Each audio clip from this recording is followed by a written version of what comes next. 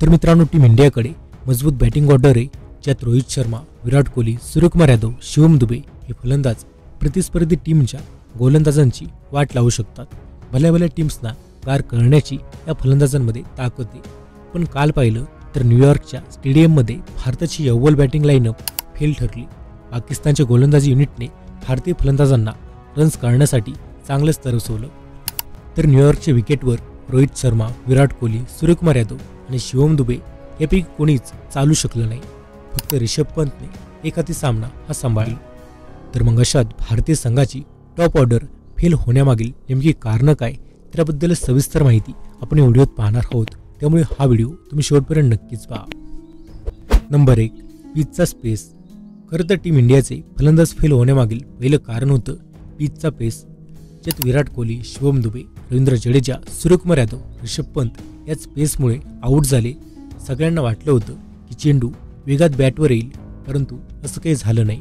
त्यामुळे पिचवरील पेस हा यामागील पहिलं कारण होतं, ज्यामुळेच भारतीय संघाचे दिग्गज टॉप ऑर्डरचे फलंदाज यात फेल झाले. नंबर 2, खराब शॉट्स. खरं तर खेळपट्टी ही थोडी कठीण होती, परंतु हे सुद्धा खरंच आहे की टीम इंडियाच्या फलंदाजांचं शॉट सिलेक्शन हे चुकीचं होतं. विराट कोहली, सूर्यकुमार यादव, ऋषभ पंत सारख्या फलंदाजांनी खराब शॉट खेळून विकेट गमावल्या. तर रोहित शर्मा सुद्धा असाच खराब शॉट खेळून आऊट झाला.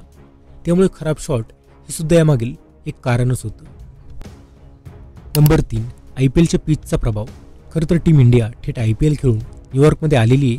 अशात IPLच्या पिचवर सहजतेने रन्स हे होत होते, परंतु न्यूयॉर्कमध्ये या उलट परिस्थिती. IPLमध्ये चेंडू बॅटवर सहज येत होता, तेच न्यूयॉर्कमध्ये शॉट खेळताना अडचणी येत.